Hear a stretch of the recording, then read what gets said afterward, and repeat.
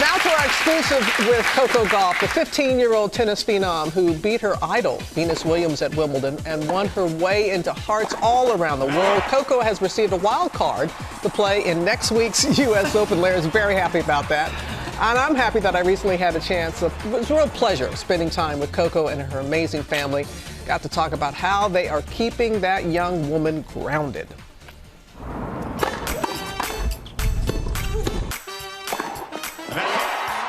Coco Mania has officially taken hold of the tennis world.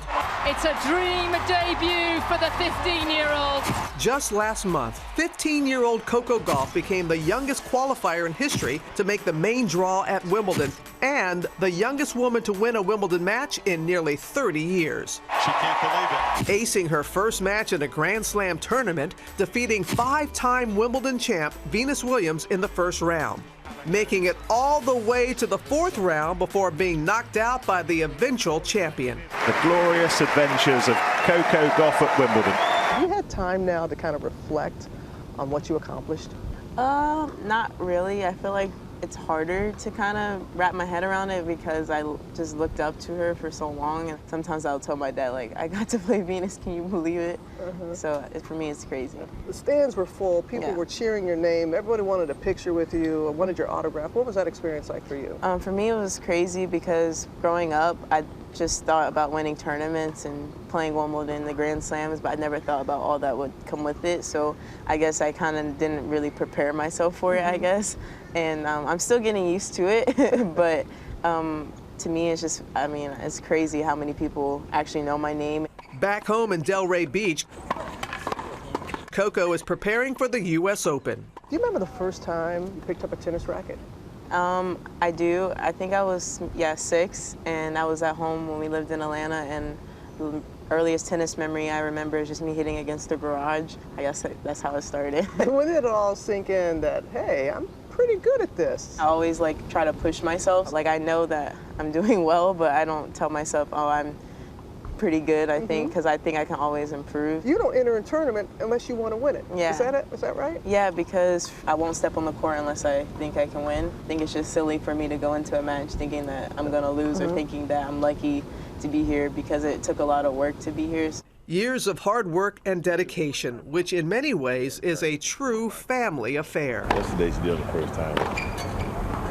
Her parents, both former college athletes. Mother Candy, who ran track and field at Florida State, manages not only Coco's schedule, but those of her younger brothers, Cody and Cameron. Father Corey, a college basketball star at Georgia State, is one of Coco's coaches. They always fight over who, gave me the gifts, I guess.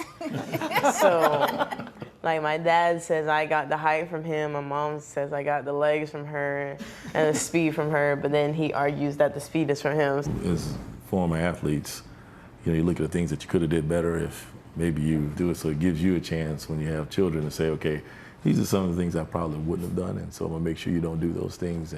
And I think that's why she's able to be successful, because we always tried to give her the very best that we can afford. If she decided not to play again, fine, we'd be satisfied that we did our very best to give her the best opportunity to be successful. What advice can you give to parents who have children that are participating in sports, whether it's at the level of Coco or Little League? My biggest thing with her is be grateful that you have the opportunity to play. My biggest advice to parents is be appreciative that you are able to cheer your child on to victory or in defeat and be able to hug them if they lose. One of the biggest things with Coco is that you're going to act accordingly on the court. Make your country proud.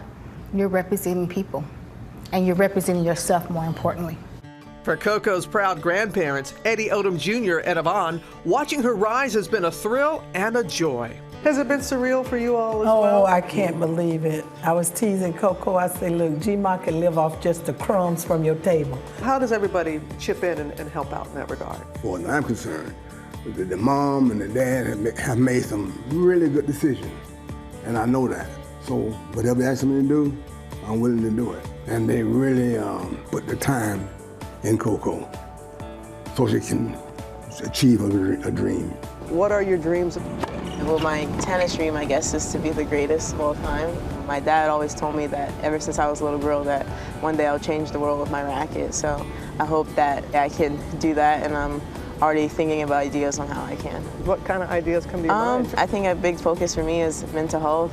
I think I want to push that more, I guess, especially now on social media. It's a little bit, I guess, toxic, I guess. So I think that, especially being young, that it's important that people kind of recognize it, that it's an issue.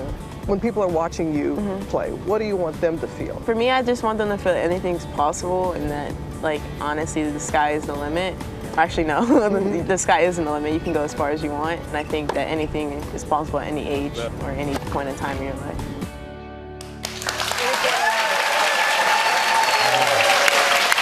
I have the good fortune, having worked at ESPN, being around a lot of athletes when they're up and coming and like that. But there's something incredibly special about her and her family. Look, she has a long way to go. Like, she's ranked 141 right now. She can only play in a certain amount of tournaments because she's 15 years old. And she got the wild card to play at the U.S. Open. But when she says she wants to be the greatest of all time, it's not a cockiness. No, you can tell. No, it's like, why wouldn't you want to be the greatest in anything that you do? And when she answered about how she would like to give a platform to mental health, I'm like, a 15-year-old who is thinking like that. Yeah. It's so clear that every generation in that family is doing their part. I love GMA. These are her I'm just living off the crumbs. I'm just living off the crumbs. But they all, because she's got the two little brothers, and they're in school, and they're all in school, and everybody, it takes a village, and they all work together. It helps to understand her better now, seeing the entire family, including the little brothers and the grandma. It helps because we've been watching her, but to see that whole family, oh, okay, this is where she's from. Exactly. This is where she comes from. U.S. Open starting soon. Oh, yeah. We're rooting for her. Yeah.